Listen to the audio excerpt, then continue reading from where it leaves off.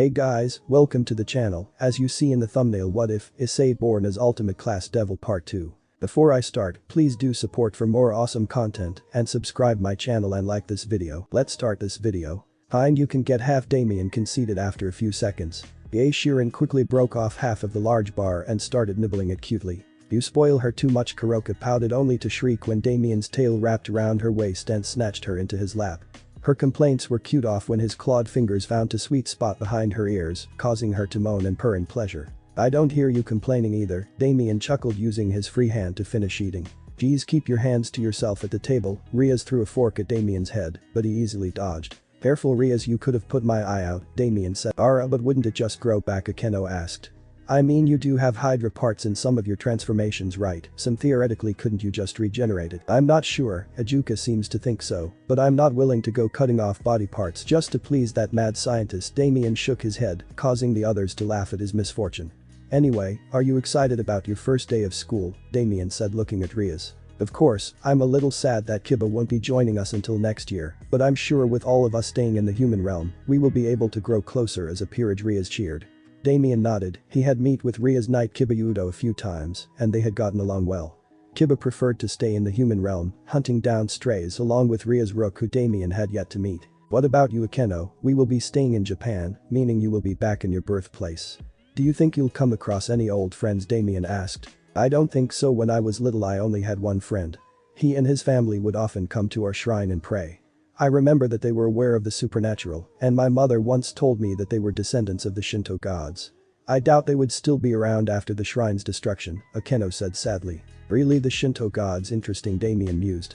He'd met many figures from various factions and religions, but the Shinto pantheon was one of the few that were a complete mystery to him. It's a good thing I'm going to be attending Kuo along with Riaz and the others. Besides the high number of stray devils in the area, having a random descendant of the Shinto gods roaming around may cause serious issues. Lady Riaz, Lord Ansel, I feel the need to remind you of the time if you wish not to be late to your first day of school. A maid stepped forward and bowed. Oh crap, we're going to be late. Damien, teleport us to the old school building right now. Riaz shirked, looking at the time. But I'm not finished. Damien frowned. Now Riaz yelled. Fine, let's go. Damien casted a teleportation circle with his family crest as the centerpiece. Riaz, Akeno, Kuroka, and Shirin quickly stepped inside of the boundary along with Damien after he managed to grab a handful of bacon, and instantly they vanished. Scene change. Kuo Academy entrance ceremony. I can't believe you were almost late to the entrance ceremony, Sona scolded Riaz quietly as they stood along with the rest of the first years. Don't blame me, it was Damien's fault, Riaz quickly huffed. Actually, if anyone's to blame it would be your older sister for keeping him out so late, Kuroka added. That's right, Shirin nodded. It's not my fault she's overly attached to him, Sona frowned. Maybe it runs in the family, Akeno teased, causing Sona to blush and turn away. Please refrain from teasing my master, Tsubaki sighed. This coming from the girl who secretly hid a picture of Damien getting out of the pool last summer in her dairy. Akeno smirked. How do you know about that? Tsubaki nearly fainted from embarrassment. I have my ways, Akeno chuckled. Still, you should refrain from cutting it so close next time. Sona crossed her arms. Still pinning the blame on Damien for this, Riaz muttered, causing Sona to roll her eyes, but otherwise accept the excuse. Where is Damien anyway? Kuroka asked. He should be over with the second years. I'd be surprised if he isn't already asleep, Riaz mused. Normally the second and third years wouldn't have to attend such a ceremony, but with all the transfer students and the co-ed switch they were forced to attend. I'm sure he can last. At least wait until we make it to class. The ceremony's almost over anyway, and besides, homeroom is the only class we will be attending today. The rest of the day will be allotted for first years and transfer students to get familiar with the school grounds, Sona noted. The others nodded and did their best to behave properly and keep quiet, which allowed them to hear the gossip around them. Many of the girls in the academy were nervous as up until this year, Kuo had been an only girls' school, and this marked the first co-ed year since the academy's inception. From what the group of devils could gather, most of the girls seemed split between not wanting to deal with any perverted guys and slight excitement with the chance of meeting a cute guy. Riaz and the others mostly tuned them out until it was time for the students to be released to their homerooms. After exiting the gymnasium, the girls stretched and began looking around to see if they could spot Damien. Where is he? Kuroka pouted. I don't know, but there seems to be a large group of girls over by that tree. Maybe we should see what all the fuss is about, Tsubaki suggested. The girls nodded, and as they got closer and closer to the group, it became more and more obvious what was going on. Damien was currently surrounded by a large group of girls from every year and doing his best to answer the bombardment of questions that were being thrown his way. Kuroka and Shirin noticed that he was wincing slightly, most likely due to the high-pitched squealing that some girls seemed to emit at random was playing havoc on his sensitive ears. "What's your name?" one of the girls asked. "It's Damien Ansel. I'm going to be attending this academy as a second year. I'm actually old enough to be a third year, but due to circumstances I was pushed back a year," Damien explained, scratching the back of his head. "Ansel-senpai, where are you from? Are you an exchange student? If you're nervous about being in Japan, I could show you around," a younger girl shouted. "I guess America would be my place of birth, but I've traveled all over the world, so I'm not really that uncomfortable in new places. Besides, I'm sure my younger sister will want to explore the area together," Damien quickly made excuses. "And please, although I know it's not proper by cultural standards here, if you would please call me by my first name, I'd really appreciate it." "Are you single?" another girl, this time older, yelled. At this question, every girl in the crowd's attention seemed to double. I mean, I'm not seeing anyone right now," Damien answered. "How shameful," Shirin frowned. "Seriously, he hasn't been here an hour, and already he's attracted a fan club." Kuroka crossed her arms. "Big brother has always been popular with girls," Rhea shrugged. "It's a good thing Damien has good moral values, or he could easily form a harem," Akeno giggled. "He wouldn't." Sona blushed. "It is commonplace for powerful devils to create harems. Well, I don't think he would take human women to his bed. I think it's quite likely he may have multiple lovers due to his popularity," Tsubaki stated evenly. "I wouldn't mind that. Hell, at this point just knowing he's into women and not just training would be a breath of fresh air." Kuroka shrugged when Riaz and Sona stared at her wide-eyed. "I'm fine with sharing as well," Shirin nodded. As expected of twins, Akeno smirked. "Moving on, do you think we should help him?"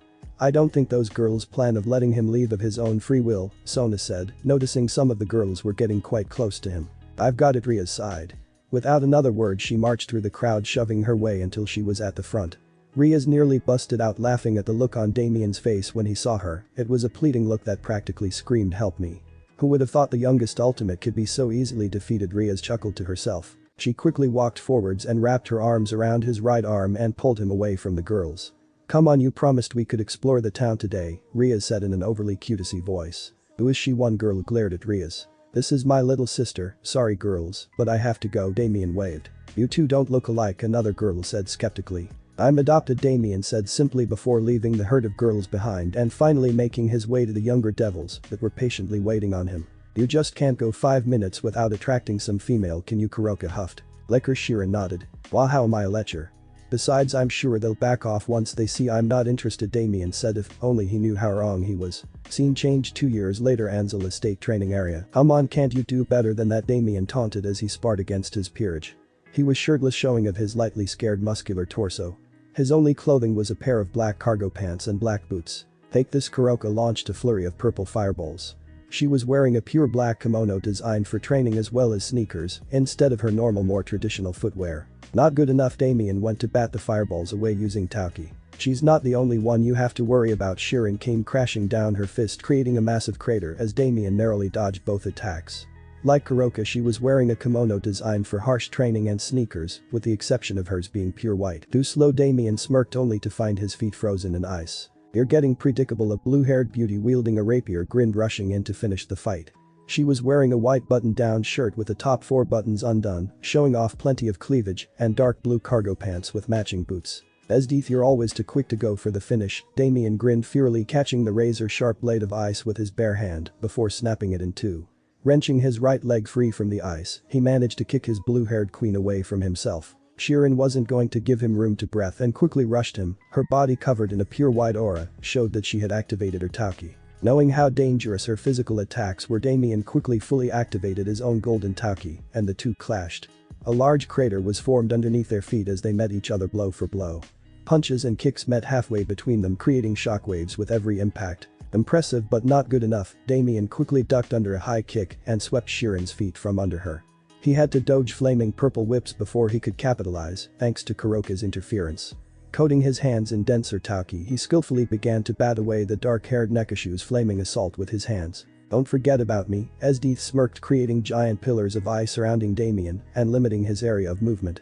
Esdeath twisted her palms, and the pillars slowly began to close in on him. Eventually they would create a solid wall of ice. "Good strategy, choosing to cage me in and keep me at a distance," Damien commended them. "But this won't be enough to defeat me," he smirked, gathering more energy and strengthening his Tauki further. As he continued to dodge or deflect Kuroka's attacks, his Senjutsu sense warned him of another attack coming from above. Looking up, his eyes widened as he saw Shirin high above him, her right hand coated in pure white flames. Clever, she used the pillars as stepping stones to get a height advantage. But with the amount of power she's built up, she'll risk injuring Kuroka at this distance. Damien looked over to see Kuroka quickly doing various Jujutsu hand signs before smirking. Ankai, Kuroka's body shimmered, and she walked backwards through the now solid ice wall that had formed around them. Clever girl, Damien chuckled before turning his attention back to Shirin, who finally launched her attack. Ayako no Moruken, Shirin shouted, thrusting her right fist forwards. A massive white tiger composed of Senjutsu flames rushed forward, filling Damien's field of vision. Shirin watched as the tiger engulfed Damien, but she didn't stick around to see how much damage was done. Instead, she quickly jumped out of the massive ring of ice. Seeing that Shirin was clear, Esdeath turned her palms towards each other before slamming them together with her fingers intertwined. Satsumakomu, Esdeath announced once the ring of ice had come together, forming a single massive pillar with Damien trapped inside. "Do you think we got him?" Kuroka asked. Her question was answered when a large crack split the ice. "He's coming," Shirin warned as the ice cracked several more times before shattering. "Good job, girls," Damien clapped. He was now in his Simbakali form. He had a few scrapes and bruises, but it wasn't anything he couldn't almost instantly heal using Senjutsu. "Looks like you win." Damien reverted to his normal form with a proud smile. The purpose of their training had been for the three girls to push him hard enough to force him to have to use one of his chimera forms without using more than 50% of their maximum individual power. This would force them to rely on each other and think quickly to corner him. It took them 3 tries to get their teamwork together, but now they would be able to battle much stronger enemies without tiring themselves out by depending on each other's strength. "Yay, that means you owe us one favor each," Kuroka cheered. "Let me guess, you want sushi." Shirin wants to go to the candy shop in downtown Kuo, and Esdeath wants ice cream. Damien chuckled when the girls blushed slightly. "You know us so well, don't you, my king?" Esdeath teased, dragging her finger under Damien's chin. "Maybe if you 3 asked for anything else, it'd be harder to guess what you wanted." Damien shrugged off Esdeath's suggestive tone. "Nah, it's not like there's much we could ask for when our master is loaded." Kuroka giggled, continuing Esdeath teasing. "Being a freelancer between 3 of the 4 Maudos have its perks." Damien agreed. Working for Surziches, Serafal and Ajuka paid extremely well, and over the last few years, he had used the money to rebuild the Ansel estate, moving himself and his peerage into his territory once everything was complete just over a year ago. Zeodicus and Benelana insisted that he didn't have to move out as they had plenty of space, and he could have always built a home inside of the Gremory territory. Damien knew that they viewed him as another son and explained to them that while the Gremories had truly become a second family to him, it was time he started to truly embrace his role as the Ansel family head, and that the other family heads of the 72 pillars would never take him seriously in a political light if he continued to have the Gremory name shielding him. He knew it saddened them to see him leave, but thanks to his training with Ajuka, he was able to make several doorways in the Gremory main estate, as well as a single one in the occult research club room that connected to his home directly, something his god-nephew Milikas and Riaz and her peerage made use of constantly. "Anyway, let's shower and get changed. It's still pretty early, so we should have time to mess around before the shops open." Damien grinned. "Nah, let's take a bath." Shirin grabbed his right arm, squeezing it in between her sizable breast. While she and Kuroka both stood at 5 feet 3 inches tall, they were extremely curvy. They had a large bust, smooth trimmed stomach, and nice shapely hips, or childbearing hips as Kuroka constantly reminded him. Damien couldn't deny they were beautiful in an extremely sensual way. Even Shirin Wood was usually more conserved, had this quiet beauty about her that clashed perfectly with Kuroka's over-the-top teasing. A bath sounds nice. I could use one to help with the soreness. You should g easier on us, especially at night." Naya Kuroka playfully grabbed his other arm, mirroring Shirin. "For cats you two sure do love water," Esdeath said, coming up behind Damien and placing her head on his shoulder while wrapping her arms around his waist, her hands trailing down to top of his cargo pants, idly playing with the button. She was the only one in his peerage who was tall enough to rest her head on his shoulder while he was standing, since he was rather tall, standing at about 6 feet 4 inches, and she was nearly 6 feet tall. "The bath does sound better than a shower after all this training," Damien conceded. While he knew it would be easy for himself, Shirin, and Kuroka to restore their bodies via Senjutsu, it wasn't nearly as satisfying as a long soak. "I guess a hot bath will make the ice cream even more refreshing," Esdeath commented idly as the 3 made their way towards the mansion. Damien had decided to build a feudal Japan-style mansion into the mountainous area to west of the Gremory's territory. The high elevation and naturally challenging terrain was useful for driving off unwanted guests. The sheer cliffs and random stone pillars that jutted out of the ground reaching skyward were also perfect for Damien and his peerage to perform aerial exercises. Although the outside of the mansion may have looked ancient, the inside was completely modernized. The mansion itself was massive, having multiple different wings and levels, as well as spiraling staircases and bridges between certain areas, as the mansion had been built around and into the existing rock.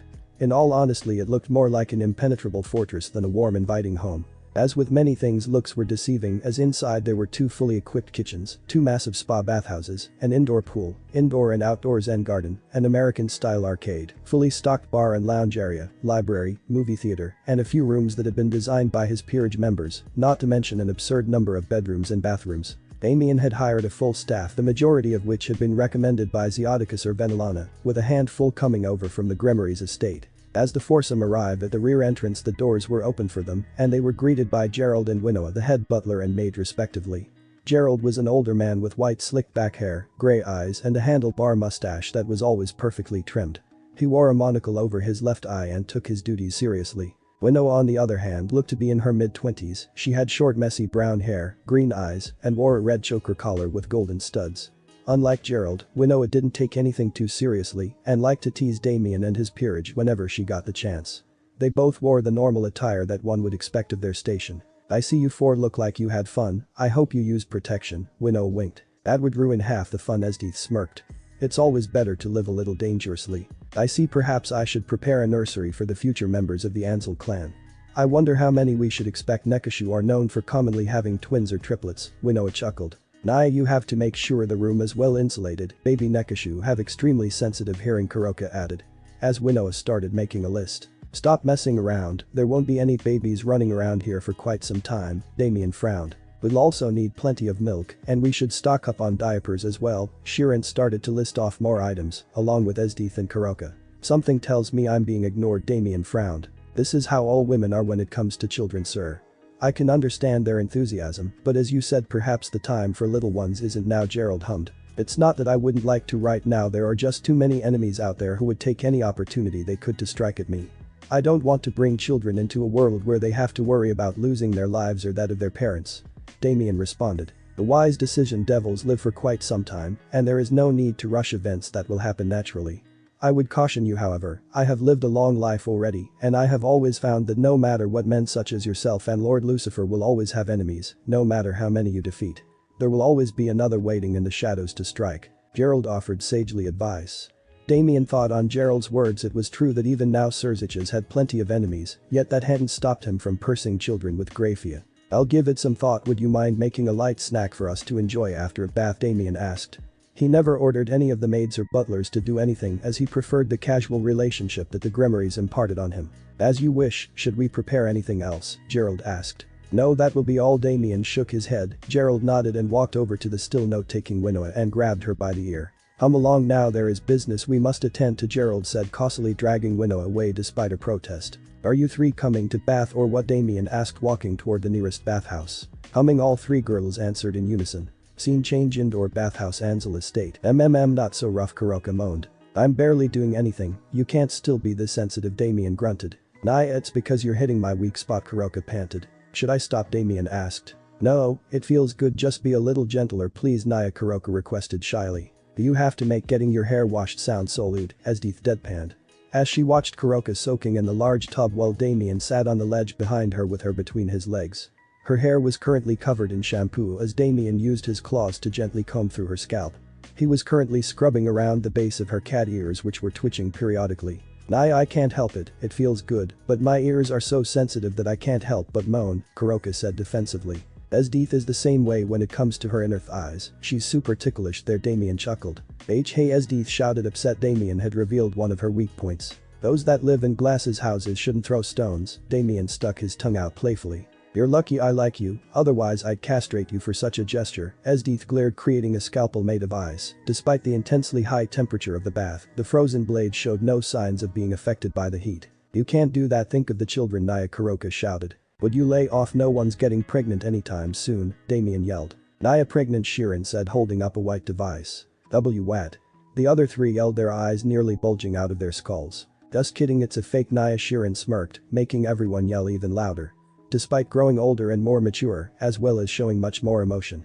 Shirin's voice still stayed mostly monotone. "Are you trying to give me a heart attack?" Damien scowled, turning his attention back to Kuroka, as Shirin simply threw the gag test off to the side before sitting down behind Damien and starting to wash his hair as well. "Never thought you'd be the one pulling pranks on me," Damien grumbled. "It was funny," Shirin giggled softly. "Whatever, okay Kuroka, you're all done." "Esdeath, you ready?" Damien asked as he finished rinsing Kuroka's silk-like hair. Of course. Esdeath leisurely stood up, making a show of stretching her naked body in front of Damien.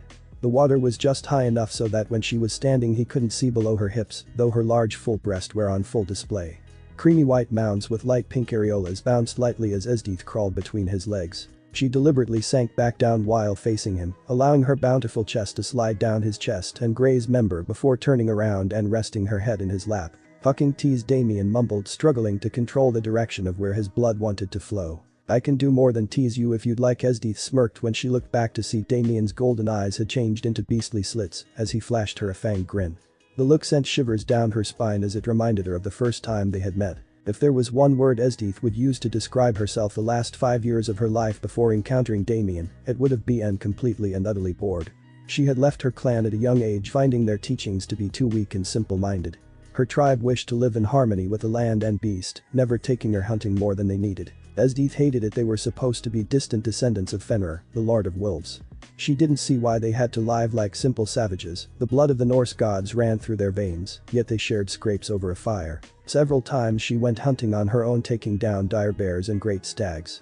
Every time she attempted to share her victories with her tribesmen she was looked at with disdain. She was sure if it hadn't been for the fact that she was the chief's daughter, she would have been thrown out of the clan long before she decided to leave. It wasn't until her 15th birthday when she discovered that she was not only blessed with the blood of Fenrir, giving her enhanced strength, speed, stamina, and reflexes, but she had also inherited Fenrir's control over ice and cold in the form of a sacred gear known as Heimgaki. With her newfound power she left her clan and began slaughtering her way through the icy tundra that was her home. Never again would she go to sleep hungry or cold. All manner of beasts either submitted to her might or lay dead at her feet. Eventually, 3 years after she left her clan, her father, no longer able to stand idly by while she disrupted their sacred balance, sent some of their tribe's best warriors and hunters to end her life. The ease with which she was able to dismember them brought Esdeath an almost sickening joy. The look of terror on her father's face when she walked into their village displaying her former kinsmen's heads on pikes made of ice was enough to sate her bloodlust for weeks. Drunk on her newfound power, Esdeath traveled to Jotunheim, where she began to subjugate the frost giants to her will.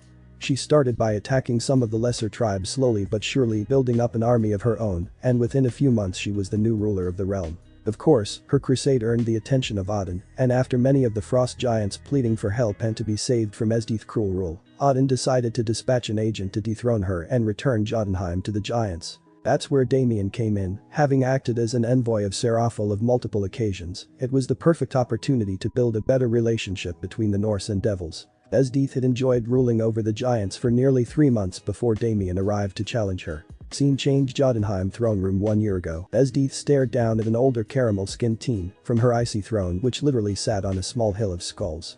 "Who dares enter my chambers?" Esdeath glared at the young man who had just costily walked into her presence. "Name's Damien Ansel." Damien whistled as he looked around the room. "Wow, really going with the whole ruthless conquer vibe. I can dig that, but don't you think the whole throne on top of skulls bit is pretty cliche?" Damien shook his head. Esdeath's left eye twitched, and with a wave of her hand, Damien was rushed by dozens of ice spears. Esdeath watched as the spears seemed to pierce him in several locations. "I have no time for fools." Esdeath frowned as Damien's body slumped over. "Really, that's a shame. I usually enjoy having some back and forth witty banter during a battle. Tends to spice things up, you know." Damien smirked, shattering the ice around him as he briefly activated his Tauki. "Interesting. Perhaps you may be able to entertain me for more than few seconds. You should be proud. Most men don't last this long against me."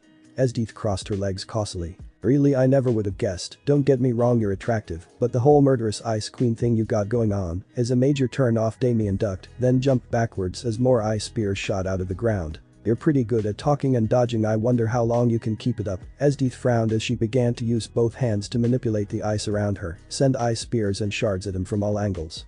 Esdeath's frown deepened as the seconds turned into minutes, and she still had yet to land a blow or even graze Damien once. "You look like you're not having as much fun as I am," Damien noted, easily dodging more icy projectiles. "I find it hard to enjoy a battle with a coward who can only dodge and taunt their opponent." Esdeath growled, thoroughly angered. Oh, I thought you were still getting warmed up. Well, if you're ready to get serious. Damien's eyes sharpened and his canines lengthened into beastly fangs. Let's see what you got. Damien rushed forwards with frightening speed. He's fast. Esdeath struggled to track his movements while waving her arms, still hopping to impale him. She briefly lost track of him as he increased his speed further, and if not for having developed near-instant reflexes from years of hunting, she would not have been able to create a large ice shield that stopped a fist heading right for her head. Not bad, you managed to stop me, only if just barely, Damien mused as the ice underneath his fist started to crack from the sheer force. Do not mock me. Esdeath created her trademark rapier with her free hand and thrusted it towards Damien's right eye. Damien tilted his body, avoiding the attack. Esdeath capitalized on the brief opening and coated her left leg in ice, scoring a direct hit to his stomach and sending him flying backwards. Oh, that packed a punch. Damien grinned. I'm starting to think you've been holding out on me. Just what the hell is this guy made of? His intestines and ribs should have been turned to mush, yet when I made contact it felt like I hit a stone wall instead of flesh, Esdeath thought, while trying to figure out just what kind of ability he was using to fight her. Damien Ansel, just who are you? Esdeath asked. Me? Well, that's kind of a complicated question to answer. How about you try to force the answer out of me? Damien smirked. I'm starting to like your attitude. Too bad I'll have to kill you. Esdeath grinned, stomping her foot. Thousands of icy needles rushed towards Damien. Let's see you try. Damien fully activated his Tauki for the first time and punched the ground, sending a massive fissure to counter Esdeath's needles. Esdeath quickly found herself on the defensive as Damien's speed and attack power continued to increase as he pressured her with his razor-sharp claws and power his way through any ice construct she threw at him. "Er, coward, you sure know how to fight." Esdeath created two drill-like lances and began to attack Damien with a flurry of stabs. "I could say the same about you. You're very skilled for someone who hasn't even unlocked Balance Breaker." Damien jumped back to avoid the stabs, deciding to use range attacks for the first time. Her create a handful of mid-level magic circles and began shoot bolts of lightning and fireballs at Esdeath, who blocked the elemental magic by creating a massive wall of ice. "Balance Breaker? What the hell are you talking about?" Esdeath turned the wall of ice into a massive dragon that rushed Damien with fangs bared. "You really didn't think that this level of power was all you're capable of?" Damien emphasized his point by smashing his left fist into the dragon's snout, shattering it. "You've barely scratched the surface of what you're capable of." Esdeath's eyes widened. She thought she had already seen the peak of her power. For this man to tell her that she wasn't even close to her full potential shocked her to the core. "I have enough power to conquer Jotunheim," Esdeath countered. "Congrats, you rule a realm of weak-minded giants. Of all the 9 realms, Jotunheim changes rulers most often and has been conquered by outside forces more times than the other 8 realms combined," Damien revealed. "There is a reason that every attempt to conquer all 9 realms always begins with Jotunheim. If you want to impress me, defeat Hell and conquer Niflheim." "I have no need to impress a man who will soon be dead." Esdeath gritted her teeth. "Do you honestly think you can defeat me?" Damien asked, genuinely curious. "I thought it would be obvious by now that you don't have a snowball's chance in hell of defeating me. To be honest, I've been restricting myself quite a bit in order to gauge your potential." "That can't be true. He must be lying. There's no way he outclasses me by such a large margin." Esdeath thought back to all their earlier exchanges and could only conclude that while she had been giving everything she had to kill him, he had never really made any serious attempts to harm her.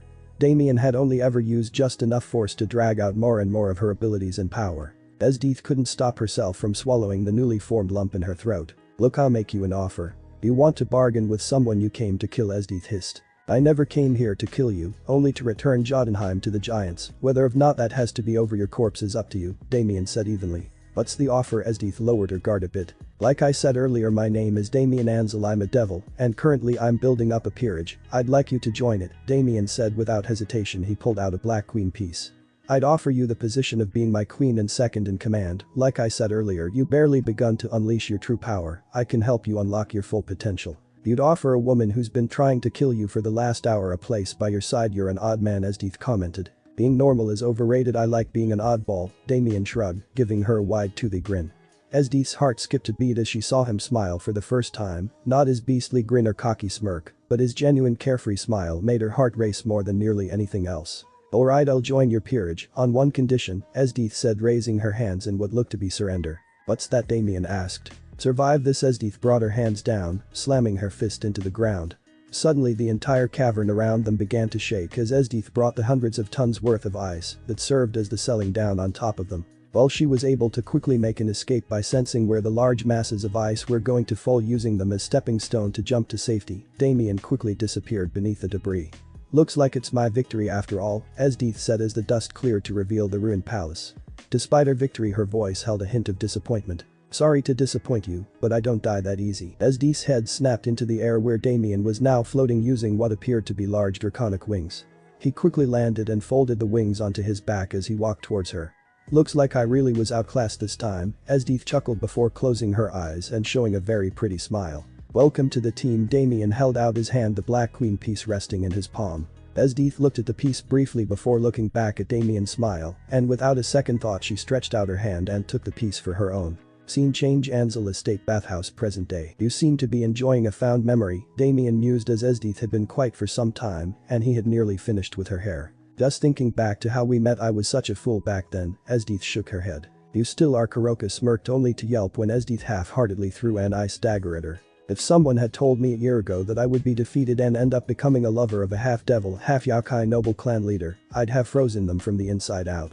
It's funny how things seem to work out. Esdith relaxed back into Damien's lap. Yes, it truly is, isn't it? A new voice caused the 4 current bath occupants to jump and turn, only to see the current Beelzebub costly leaning against one of the stone pillars. Perverted Shirin covered herself up by sinking deep into the water, some only her head was visible. Kuroka did the same.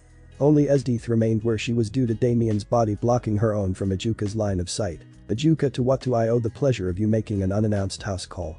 That's more of Seraphal's niche than yours. Damien did his best not to sound irritated. Sorry, but I wouldn't have come and bothered you on your day off if this wasn't urgent. Earlier today, a full set of peerage pieces was stolen from my vault, Ajuka revealed. What?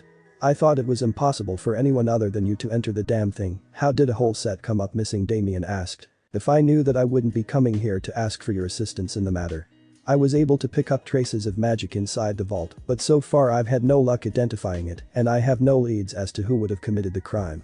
Ajuka stated. So you want me to sniff around and see if I can come up with any suspects? Damien asked. You are one of, if not the most well-connected devil to outside factions besides for Surziches or Seraphal.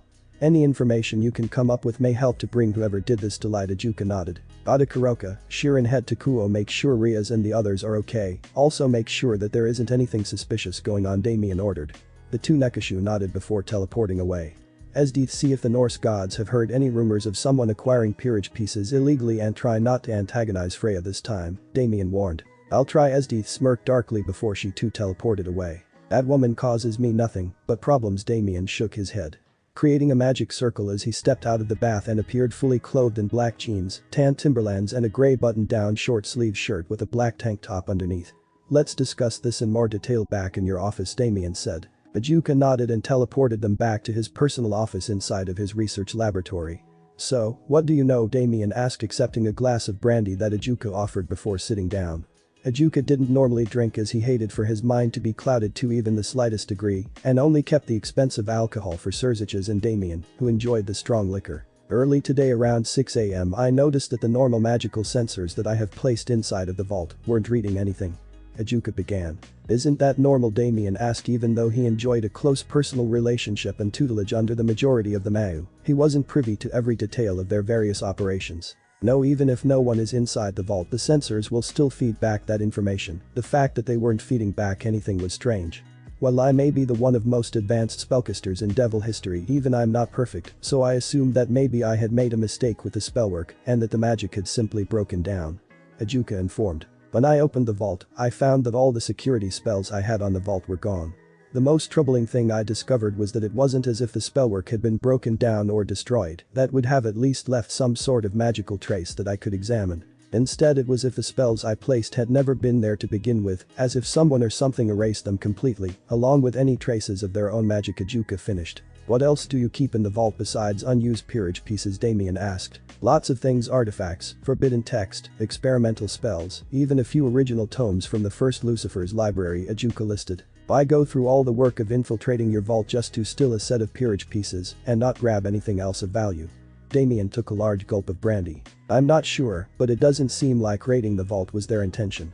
It's obvious they broke in with a singular purpose, as nothing else showed any traces of being touched or disturbed. Ajuka shook his head. Would you mind showing me inside of the vault? Maybe I can pick up something using Senjutsu, Damien suggested. Ajuka nodded and began to lead him through his private laboratory to a large engraved stone door. Ajuka held up both hands, and what looked to be hundreds of small circles with various magical formulas appeared, rotating clockwise and counterclockwise at random.